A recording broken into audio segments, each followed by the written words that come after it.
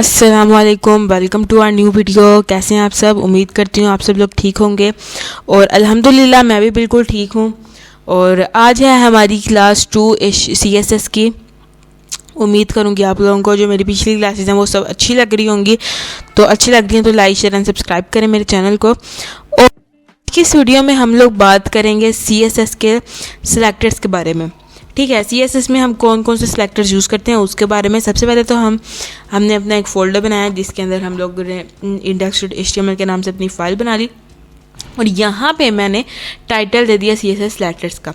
ठीक है, तो यहाँ पे मैंने क्या किया, मैंने एक टैग लगा दिया स्टाइल का जिसमें मैं अपनी जो हमारी स्टाइलिंग होगी वो हम इसमें करेंगे। और यहाँ पे टैग लगाने का मकसद ये था कि आप लोगों को HTML का कोड और CSS का कोड साथ साथ समझ आ जाए। ठीक है, तो सबसे पहला सिलेक्टर बताएंगे वो है एलिमेंट सिलेक्टर। सिलेक्टर्स होता क्या है? CSS selector is used to select an HTML element for styling. यानी स्टाइल के लिए हमारे जो HTML के एलिमेंट्स होते हैं उनको स्टाइल करने के लिए जो एलिमेंट्स यूज़ किए जाते हैं वो उसको बोलते हैं सिलेक्टर्स, जो सिलेक्ट किए जाते हैं। ठीक है, तो इसके एग्जांपल के लिए मैंने एक H1 लिखा, उसमें मैंने लिख दिया हेलो। ठीक है, तो अब मैं क्या करूँगी, जो मेरा H1 था वो टैग था तो मैंने यहाँ पे H1 लिखा। H1 टैग को, ये एक एलिमेंट था HTML का, इसको एडिट करने के लिए। ठीक है, ये होता है एलिमेंट सेलेक्ट, इसको बोलते हैं सिलेक्टर। ठीक है, जो टैग्स होते हैं इनको एलिमेंट्स कहते हैं। ठीक है, तो ये था हमारा एलिमेंट सिलेक्टर, तो इसको मैंने सिलेक्ट कर लिया। तो मैं यहाँ पे क्या करूँगी, मैं आपको दिखाने के लिए मैं यहाँ पे दूँगी इसको कलर ग्रीन। ठीक है, चेंज कलर करेंगे इस पर। तो मैंने इसको दे दिया ग्रीन कलर। अब ओपन विद लाइव सर्वर करके देखते हैं। और जैसे ही आप ओपन विद लाइव सर्वर करेंगे तो आप लोग देखेंगे तो इस जो टेक्स्ट का कलर था वो ग्रीन हो चुका है। ठीक है, तो ये था हमारा एलिमेंट सिलेक्टर जिसमें हम टैग्स को एडिट करते हैं, यानी एलिमेंट्स को एडिट करते हैं। ठीक है, अब दूसरी चीज़ देखते हैं। अब दूसरी चीज़ क्या है, पहले तो हम ये सारा कोड हटा देंगे। अब दूसरी चीज़ क्या है वो है ID सिलेक्टर। ID सिलेक्टर क्या होता है, मैंने पिछली वीडियो जो हमारी CSS की थी उसमें मैंने ID और क्लास को डिटेल के साथ आपसे डिस्कस किया हुआ है, तो आप मेरी उस वीडियो को चेकआउट कर लीजिएगा और प्लेलिस्ट को एक्सेस कर लीजिएगा ताकि सबसे पहले वीडियो आप तक जाए, देखने में आसानी हो। और सबसे पहले हम बताएंगे ID का। यहाँ पे हम लोग एक पैराग्राफ बना लिया और इसके अंदर मैं कुछ लोरम्स ऐड कर दूँगी। लोरम 5 ऐड कर देती हूँ, मैं थोड़े से इसलिए कर रही हूँ ताकि आपको मैं चीज़ें बताऊँ। और यहाँ पे लोरम 5 ऐड करने के बाद मैं यहाँ पे क्या करूँगी, जो हमारा पैराग्राफ था यानी P टैग, उसमें मैं क्या करूँगी, इसको मैं ID दे दूँगी। इसको हम ID देते हैं फर्स्ट। ठीक है, मैंने इसको ID दे दी फर्स्ट और अब मैं ID को एडिट करूँगी। ठीक है, अब ID को कैसे एडिट करना है, इसको बोलते हैं ID सिलेक्टर। यानी जिस टैग में आपने ID ऐड की है उस टैग को, यानी उस ID को आप सिलेक्ट करें तो वो ID सिलेक्टर है। यहाँ पे मैंने हैश लगा दी। इसको हैश को लोग अलग अलग नाम से भी पुकारते हैं लेकिन मैं इसको हैश बोलती हूँ। तो यहाँ पे मैंने क्या लगा दिया, जैसे कि आप सबको पता है कि ID को हम हैश से जाहिर करते हैं, तो मैंने वो लगा दिया। वो लगाने के बाद जो आपकी ID का जो नेम रखा है आपने वो लिख देना। जैसे मैंने फर्स्ट रखा है तो मैंने फर्स्ट लिख दिया। ठीक है, उसके बाद इससे मेरी क्या होगी, मेरा जो पैराग्राफ टैग था वो भी सिलेक्ट हो गया साथ ही। तो मैंने इसको क्या किया, मैंने इसको कहा कि जो हमारा हैश फर्स्ट है, ID हैश फर्स्ट है, उसको कलर दे दो रेड। ठीक है, तो अब यहाँ पे क्या होगा कि जो हमारा पैराग्राफ था उसको कलर मिल जाएगा रेड, सिंपल। यहाँ पे मैं क्या करूँगी, यहाँ पे मैं ID की जगह क्लास कर दूँगी। ठीक है, और यहाँ पे हैश की जगह मैं इसको डॉट कर दूँगी। यानी हम CSS में जो हमारी क्लास होती है उसको हम डॉट से जाहिर करते हैं। मैंने उसकी आउटपुट इसलिए नहीं दिखाई क्योंकि आपको पता था कि उसकी आउटपुट भी रेड ही आएगी। ठीक है, तो इसलिए मैंने इसमें इस तरह कर दिया।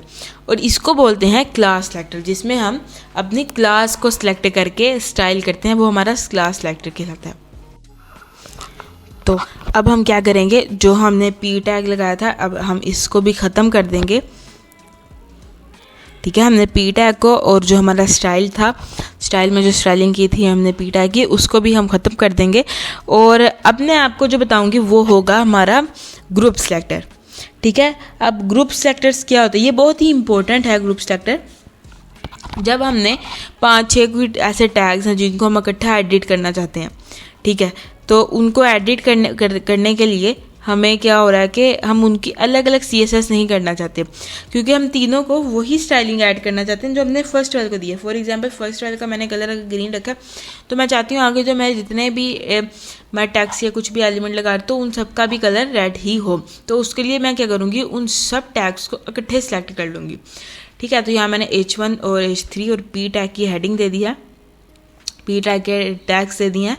और अब मैं क्या करूँगी, अब इन तीनों को इकट्ठा एडिट करना चाहती हूँ। मैं क्या करूँगी, अब मैं स्टाइल टैग में आऊँगी, ठीक है, और इन तीनों को इकट्ठा एडिट करूँगी, ठीक है। और यहाँ पे लिखूँगी H1 जो हमारी सबसे पहली हेडिंग थी, कोमा, और उसके बाद H3, फिर कोमा और फिर P, ठीक है। आप लोगों ने ध्यान रखना है कि आप लोगों ने जो जैसे जैसे लाइन वाइज में लिखे हुए हैं उसी तरह ही लिखना है। और इनको मैंने कलर दे दिया वाइट, और यहाँ पे मैंने क्या किया, इनको बैकग्राउंड कलर दे दिया मैंने ब्लैक। अब हम प्रिंट जब करेंगे तो इसका इन सब का कलर वाइट और सबका बैकग्राउंड कलर ब्लैक। इससे क्या हुआ कि हमें अलग अलग हर एलिमेंट के लिए अलग अलग CSS नहीं करनी पड़ी, ठीक है। ये देख सकते हैं आप तीनों आ चुके हैं। तो इसका बहुत ज़्यादा ये फ़ायदा होता है, ग्रुप एलिमेंट्स ये बहुत ज़्यादा यूज़फुल है। पर्सनली मैं तो इसको बहुत ज़्यादा यूज़ करती हूँ क्योंकि मुझे बहुत अच्छे लगते हैं। एक और सिलेक्टर देखेंगे जिसमें हम क्या करेंगे, अपनी क्लास को और अपने एलिमेंट को इकट्ठा सेलेक्ट करेंगे, ठीक है। कैसे, मैं अब आपको ये बताती हूँ।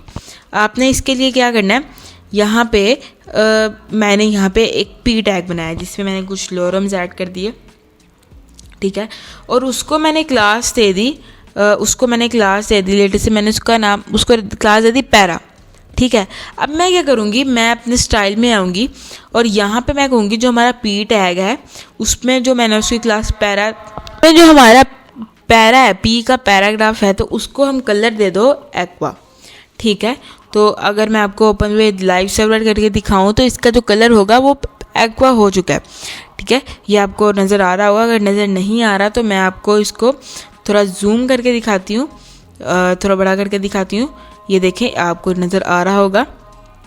तो इस तरह करके आप इसको एक साथ आप अपनी क्लास को और अपने एलिमेंट को इकट्ठे एडिट कर सकते हैं। ये चीज़ कब काम आती है ज़्यादा, ये चीज़ उस टाइम ज़्यादा काम आती है जब आप लोग कोई नेविगेशन बार बना रहे हो, ठीक है। नेव बार के अंदर आपको काफ़ी सारे बटन्स ऐड करने पड़ते हैं, तो ये उस टाइम काफ़ी यूज़फुल होता है, क्योंकि उस टाइम हम लोग क्या करते हैं, एक डिव बनाते हैं, उसमें सारे हम अपने एंकर टैग लगा देते हैं, ठीक है। जैसे यहाँ पे आप देख सकते हैं मैंने यहाँ पे एक डिव बनाया और एक डिव को मैंने क्लास दे दी, और क्लास क्या दे दी, मैंने इसको भी फर्स्ट दे दी।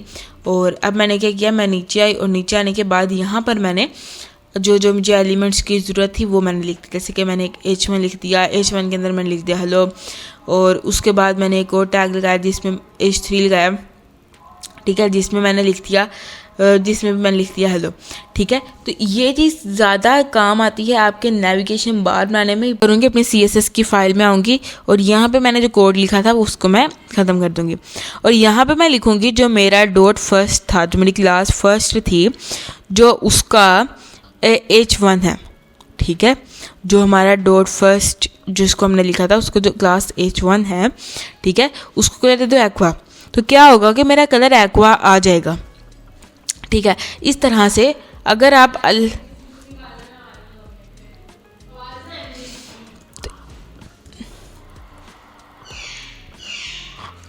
तो इस तरह से आप अलग अलग एलिमेंट्स को एडिट कर सकते हैं। तो ये थी आज की वीडियो, उम्मीद करूँगी आपको अच्छी लगी तो लाइक शेयर एंड सब्सक्राइब करें। मिलते हैं नेक्स्ट वीडियो में, तब तक के लिए अल्लाह हाफिज़।